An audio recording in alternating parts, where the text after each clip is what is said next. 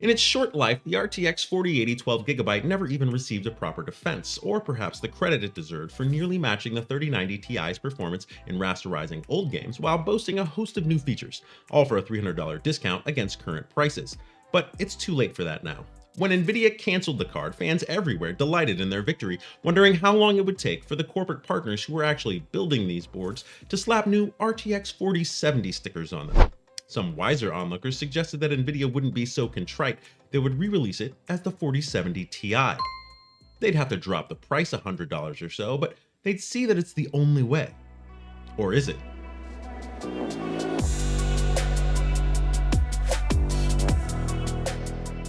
There's a Gambit we haven't seen from Nvidia on a large scale in quite some time, and this might be the time they bring it back. Not only that, I think they've already tested the waters on it this year. Let's take a trip back to the summer of 2022. Cryptocurrencies had been booming since 2020, and Nvidia was finally getting stock to fill both crypto and gaming demand. But suddenly crypto was crashing and Nvidia had to figure out what to do with all their excess stock. And apparently, they were willing to do anything.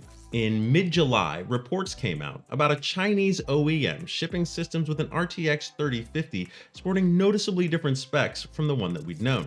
11% fewer cores, as well as slower boost and base clocks. All else is the same, but these aren't negligible differences. It was the first OEM since the 1060 5GB, which, along with a smaller VRAM capacity, sported a 160-bit bus compared to the retail model's 192-bit, and a 16% smaller L2 cache. Yet another scandal, yes? No, hardly anyone noticed or cared. I just found out while researching for another video. It made me start thinking about older Nvidia naming conventions. I remembered one of the old designations that reigned before the current Ti paradigm that the company might find useful in its current predicament. This is the GTX 460 and GTX 560. Released between 2010 and 2012, they were mid-range offerings from Nvidia, with MSRPs topping out at $229.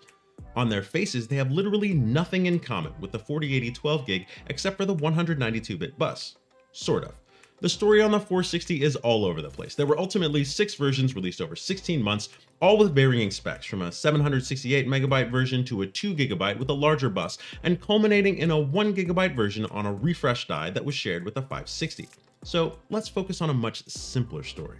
In May of 2011, the GTX 560 was released with variants having 1 or 2GB of VRAM, starting at $199. Maybe it was well received, maybe not. I'm not looking back that far for press, make it up in your head. What's important is that 9 months later, Nvidia released the GTX 560 SE, a card on the same Fermi 114 die with 1GB of memory. However, it had 14% fewer cores, 9% slower clocks, and a strangely indicated 128 plus 64-bit memory bus. Oh, and it was only available to OEMs, that is, system builders and system integrators. Well, at least according to Wikipedia, I was broke and rocking a 260 at the time, not paying attention to any of the things that I couldn't afford. The 560 SE performed as it should, significantly behind the 560 and ahead of the 550 Ti. It was a GPU in a consumer no man's land, slotting in perfectly between the two existing products. Why did they even make it? The 560 was $200 and the 550 Ti was only $50 less. That's hardly a gap worth exploiting. I'm speculating here, but when semiconductors are made, manufacturing defects mean that not all of the chips are perfect. When they're tested, some can't enable all of the cores, so they use those to make lower tiered products. For example, when the first Ryzen CPUs hit the market, they were designed to hold 8 cores. But when a chip came off the line that could only enable 6 or 7, it was used to make a 6-core chip, the 1600 or 1600X. This process is called binning. They separate products into different bins based on core viability, thermals, and other criteria. The best of the best become your 4090 Ti, your 13900K, or your 7950X. The rest are then assigned to whichever part they're able to meet spec for. That Fook we just saw, that little robot on the track, had hundreds of CPU dies in it, but we don't know how many of them are good because they're actually on their way to sorting, where not only will they determine if they work, but they'll determine how well. So is it a Core i7 or a Core i9?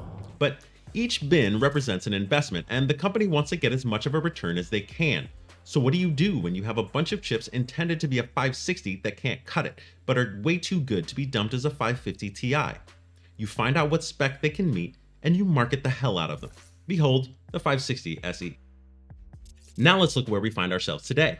The 4080 16GB is already launching. Nvidia has invested its own engineering in it, and they believe in the product, but now they're flush with chips which they believe are too performant to sell as a 4070. What do? Behold, the RTX 4080 SE. Now that Nvidia is rumored to be reimbursing their partners for those cards, they're going to want to unload them. Why shouldn't they just do as everyone, and I mean everyone, is predicting and rebadge it as a 4070? Wait, wasn't it a 4070 in the first place? Aren't they just taking the badge off? Okay, yeah, debadge it back to a 4070, sure. Anyway, why don't I think they should do that? Because contrary to popular opinion, the customer is not always right. And more importantly, customers do not run the company. Hell, customers hardly know what they want. What, you think if Nvidia goes all in and sells this exact spec as a 4070, the people will be satisfied? Hell no. They'll immediately try to pressure for overall price drops and higher spec at all tiers because they're already trying. People out here in my comments saying the 4090 is really a 4080 based on disabled SMs. YouTubers saying the AD104 is really a 106, so the 4080 is actually a 4060. Unlike Gamers Nexus, I have no connections to AIB partners to check in with, so this is just a theory, but it's gotten a little support from recent 4070 leaks, including Moore's Law is Dead reporting that the card is not going to be released to consumers. Another source also told me that based on what he was hearing, the 7680 CUDA core / 21 gigabit per second AD104 variant that was going to be used for the 4080 12 gigabyte, that they're probably never going to launch that to consumers right now because it would be admitting that the 4080 12 gigabyte was a 4070 the whole time. He speculates that they'll slightly disable it to release as a lower SKU, but I think that would be giving away too much of their limited credibility with customers. Like I said last month, people have no idea how business works. In the long run, in my opinion, it would be better for Nvidia to set these on the shelf for a year and then release them as OEM only parts than to cave to the mob and sell them as 4070s or 4070 Ti's. And it would be better for us too, because they'd remain free to do what they do best, market-leading engineering and design. That's not a thing you want customers controlling. I know, you don't believe me because obvious Nvidia employee is obvious. It's fine.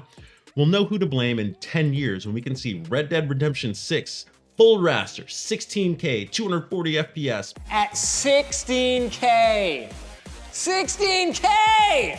But no real change to how graphics or gaming actually work. What am I talking about? Come back for the next video in the series and we'll talk about how consumer movements have ruined engineering. Nvidia will not be the main character. Finally. What do you think? Is it more likely that Nvidia gives in and drops this as a 4070 or 4070 Ti, or that they put it on a shelf until they're ready to sell it on their own terms? Let me know in the comments, and thanks for watching.